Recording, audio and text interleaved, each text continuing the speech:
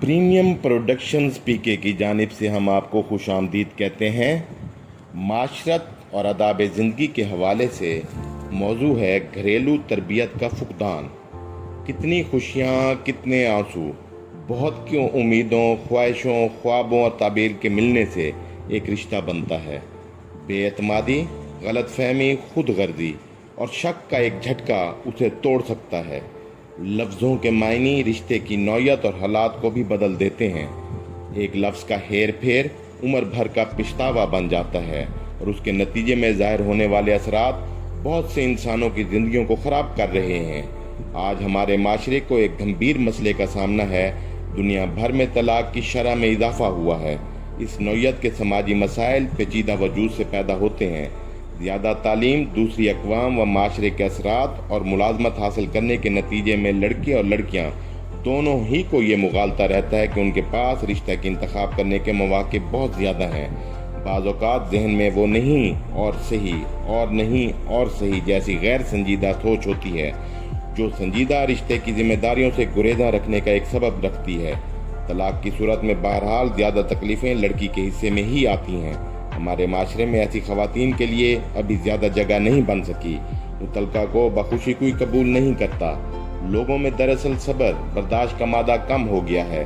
جھگڑے پہلے بھی ہوتے تھے لیکن ان کا ڈھنڈورا اس طرح نہیں پیٹا جاتا تھا۔ دراصل اچانک بہت زیادہ توقعات وابستہ کرنے سے رشتے نہیں بنتے بلکہ محبت اور وفاداری کی مسلسل سرمایہ کاری سے پھل پیدا ہوتے ہیں۔ شادی شدہ زندگی ذمہ داری کا تقاضا کرتی ہے۔ ذمہ داری کی تربیت گھروں میں بڑوں کے باہمی سلوک کو دیکھ کر ہوتی ہے۔ عموماً دیکھنے میں آیا ہے کہ گھروں کی تربیت کمزور ہوتی جا رہی ہے۔ نتیجہ یہ کہ جب ذمہ داریوں کا بوجھ پڑتا ہے تو میاں بیوی میں محبت کا تعلق کم ہونے لگتا ہے، بلند توقعات ختم ہونے لگتی ہیں، مایوسی طاری ہوتی ہے۔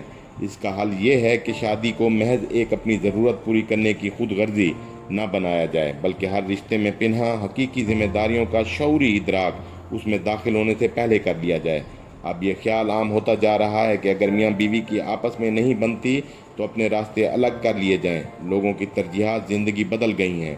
بعض اوقات شادی کے لیے لڑکے یا لڑکی کا خاندان دیکھنے کے بجائے ظاہری نمود و نمائش کو فوقیت دی جاتی ہے۔ یہی وقتی چمک آگے جا کر دونوں کے مابین فرق اور انا کا مسئلہ بن کر سامنے آتی ہے۔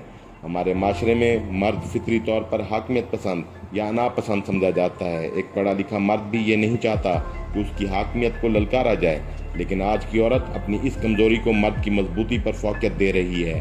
ضد اور انا کا مقابلہ ضد سے کیا جا رہا ہے۔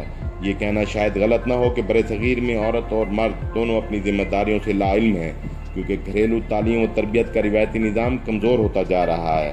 مثلاً شادی سے پہلے اور شادی کے بعد کے حالات میں تبدیلی ایک قدرتی امر ہے، لیکن بعض لڑکے اور لڑکیاں اس حقیقت کو بھی نہیں سمجھتے۔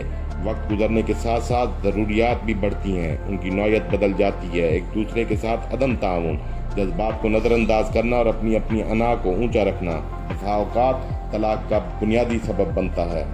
ہمارے معاشرے میں گھر کی بنیاد خواتین کے رویے پر ہے۔ نئی نسل خصوصاً لڑکیاں پڑھ لکھ کر اپنے فیصلے خود کرنا چاہتی ہیں۔ مادہ پرست کلچر نے لوگوں کو صرف اپنی ذات کے لیے سوچنے پر مجبور کر دیا ہے۔ رشتوں کی چاشنی ختم ہو چکی ہے۔ لوگ آگے سے آگے جانے کے لیے کچھ بھی کر گزرنے کو درست سمجھتے ہیں۔ اب ہم سفر ایک دوسرے سے نہیں، ایک دوسرے کی منافع اور آسائشوں سے محبت کر رہے ہوتے ہیں۔ یاد رکھنا چاہیے کہ جس طرح جھوٹ ناپائیدار ہوتا ہے، اس طرح اس بنیاد پر قائم ہونے والے رشتے بھی ناپائیدار ہوتے ہیں۔ سچ ابدی ہے، لہذا رشتوں کی بنیاد سچائی پر ہو تو سکون اور خوشی محسوس ہوتی ہے۔ شادی معاہدہ ہے اور اس میں دو فریقوں میں جب کسی ایک کی نیت خراب ہوتی ہے تو دونوں کا نقصان ہوتا ہے۔ اچھی تربیت، اچھا عمل پائیدار رشتوں کی ضامن ہے۔ آخر میں آپ کو گزارش کرتے چلیں کہ سخی بنیں اور سخاوت کو پسند کریں۔